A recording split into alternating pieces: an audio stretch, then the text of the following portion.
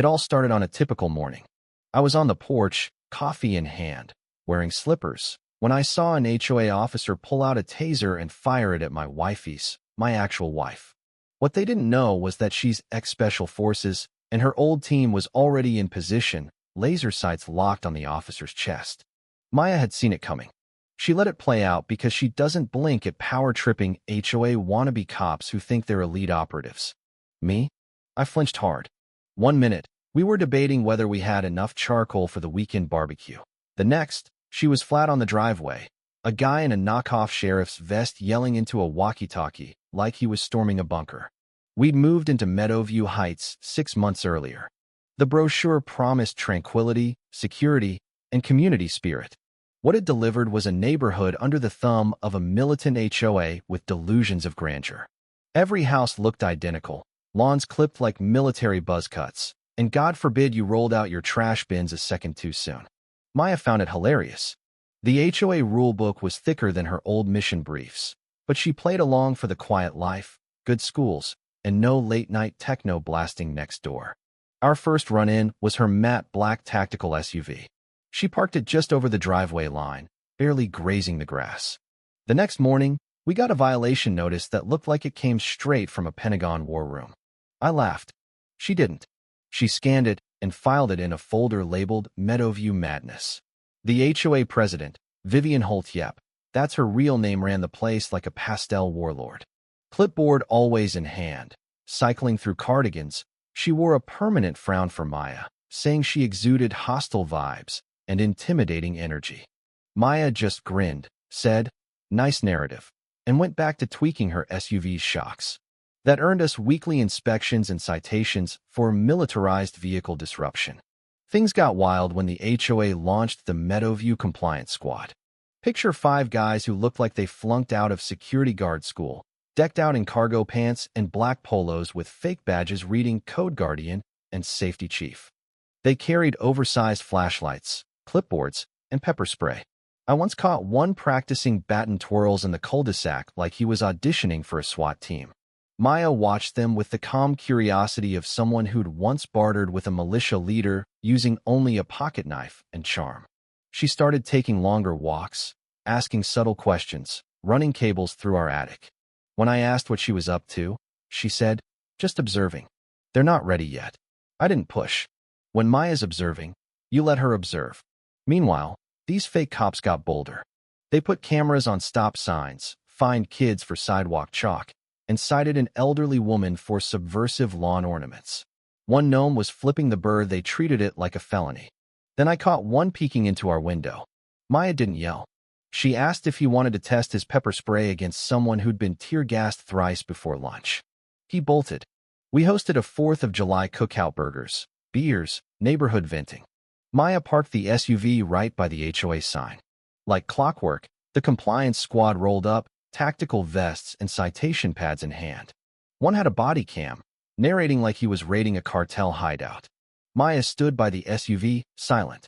They issued a warning. She said, "You're welcome to try." Then one pulled a taser and fired. Maya dropped. I froze. Red laser dots lit up the squad's bodies. Her team had them pinned from bushes, rooftops, the alley. Maya opened one eye and said, "I always wanted to know what it feels like to get zapped by a rookie." She'd been documenting everything. The HOA didn't back off. They rolled out new rules targeting paramilitary vehicles and aggressive displays, clearly aimed at her SUV.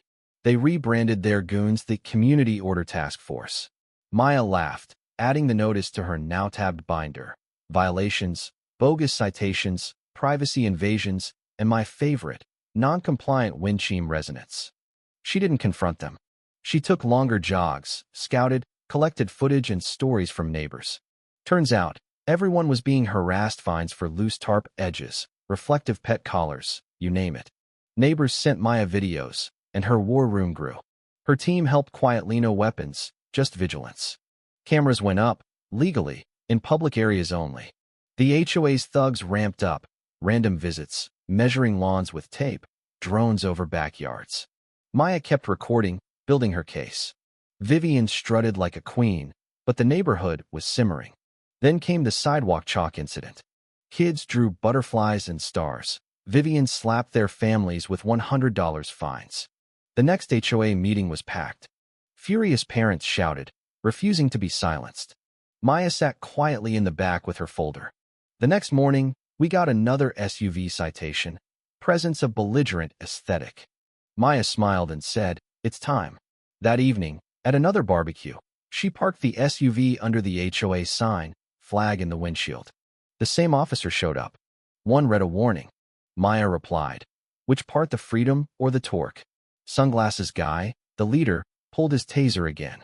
She stood in front of the SUV and said, "You'll have to go through me." He fired. Maya dropped, but it was planned. Red laser dots appeared. Her old team stepped out calm, professional. Maya rolled over and said, "You need to recalibrate your aim." She stood, pulled off the wires, and was handed a folder. She addressed the neighborhood. "Everything's documented: body cams, drones, witnesses. It's all submitted." A man in a suit stepped forward. "Agent Carter, DOJ Office of Civil Enforcement. We've been monitoring Meadowview since March. Today confirms enough to proceed." The Taser cop was arrested. Another tried to protest, but was reminded that impersonating law enforcement is a felony. Then Vivian arrived, flanked by board members.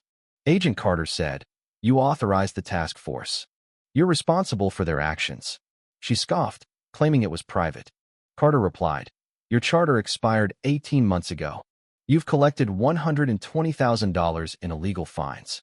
That's not private theft, that's federal." She went pale. Maya handed over more documents, emails, notes, proof of fraud and overreach. "You're under investigation for fraud, harassment, and potential RICO violations," Carter said. Vivian was escorted away. No pastel sweater could soften that blow. By nightfall, the neighborhood was quiet. Neighbors spoke in hushed tones. Tom, the guy across the street, teared up, thanking Maya. He thought he'd have to sell his Camaro to pay HOA fines. Now the HOA was done. A week later, Meadowview's HOA was dissolved, fines voided, the task force disbanded. Maya deleted her files and resumed jogging like nothing happened. At the next emergency meeting, someone nominated her for HOA president. She accepted with a shrug. Her first act, shred the rulebook. Her second, ban citations, fines, and vest-wearing patrols.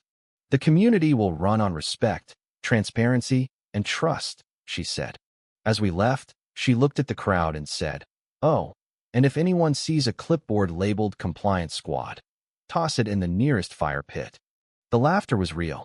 Maya wasn't just my wife, she was a quiet storm, the patient unraveling of tyranny. When push came to Tace, she didn't push back, she dismantled the whole system. The moral? Abused power invites its own downfall. True strength doesn't flex, it watches, waits, and strikes with precision. Respect, not fear, builds real leadership.